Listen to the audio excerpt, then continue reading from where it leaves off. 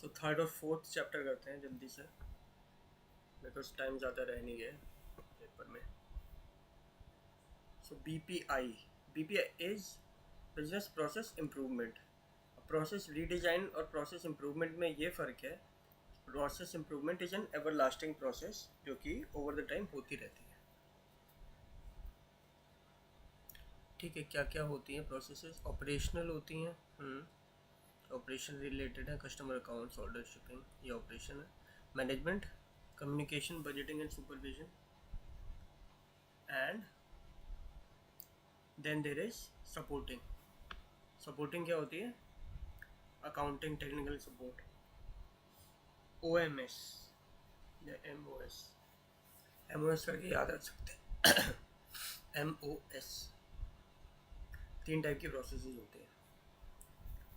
Business process improvement is a methodological. अब ये एक अच्छा कीवर्ड है, मेथडोलॉजिकल, मेथोडिकल, मेथड रिलेटेड मतलब. ठीक है. Process mapping, data analysis and performance indicators.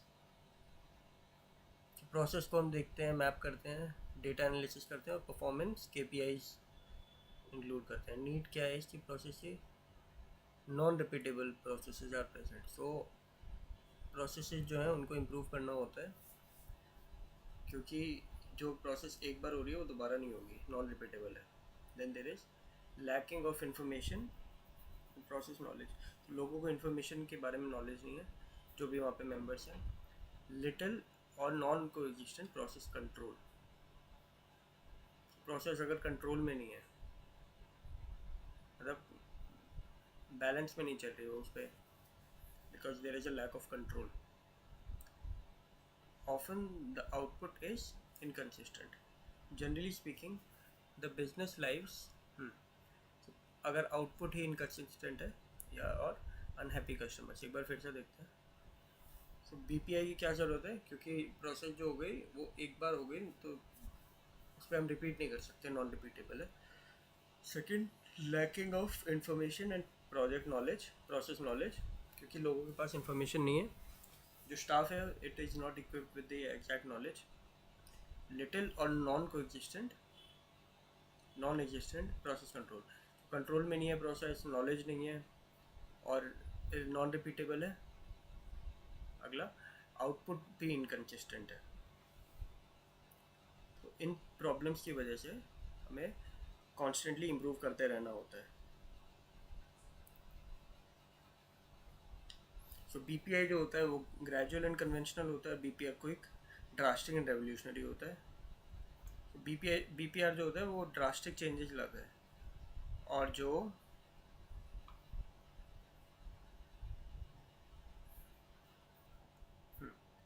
BPR जो होता है वो वर्कर्स पे भी ध्यान देता है, वर्कर ओरिएंटेड भी होता है. और BPI प्रोसेस ओरिएंटेड होता है, उसको बस प्रोसेस चेंज बेटर करनी है. So identify what processes need to change. और क्या चीज़ें? BPI जो है ट्रेडिशनल होता है, BPR बेस्ट प्रैक्टिसेस और ERP सिस्टम लाता है. बेस्ट प्रैक्टिस और ERP जो है ये हमारा एक कीवर्ड है. ठीक है. सो BPI जो है डजंट ऐड एनी इनोवेशन और BPR तो इनोवेटिव होता है. ठीक है. अगर देखते हैं identify what processes need to change. BPI की प्रोसेस क्या होती है? BPI में तो ये है कि प्रोसेसेस इम्प्रूव कैसे हो सकती है, ये चीज़ को रियलाइज़ करना है हमें.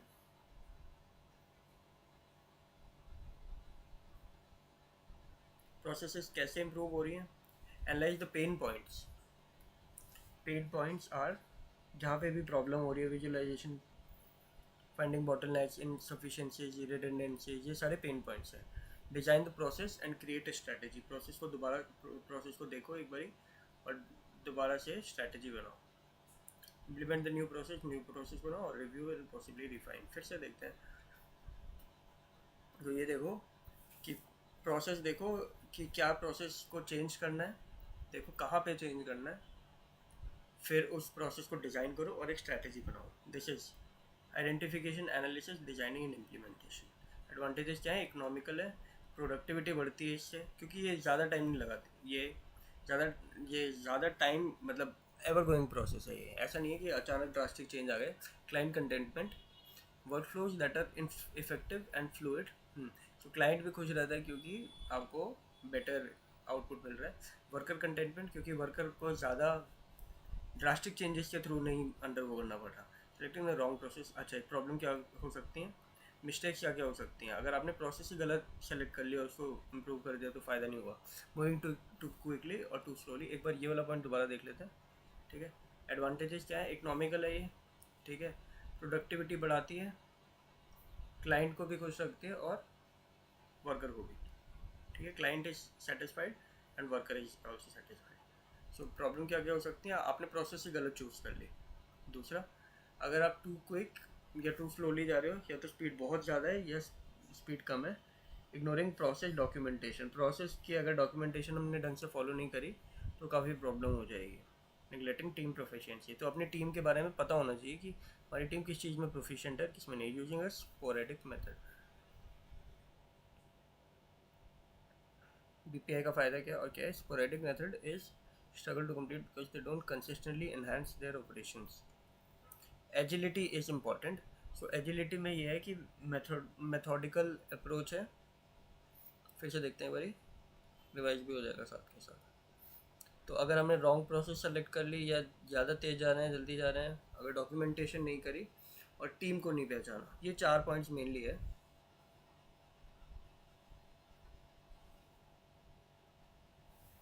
ये 4 पॉइंट मेनली है.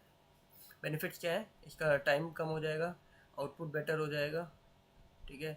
मिस्टेक्स भी कम होंगी और वेस्ट भी कम होगा. ठीक है. और प्रोसेस रीडिज़ाइन किसने किया है, माइकल हैमर ने किया है. वही री इंजीनियरिंग जिन्होंने जो लाए हैं. क्या क्या रीडिज़ाइन में क्या होता है, bring all stakeholders together. तो दोनों चीज़ें काफ़ी ड्रास्टिक डिफरेंस है दोनों में.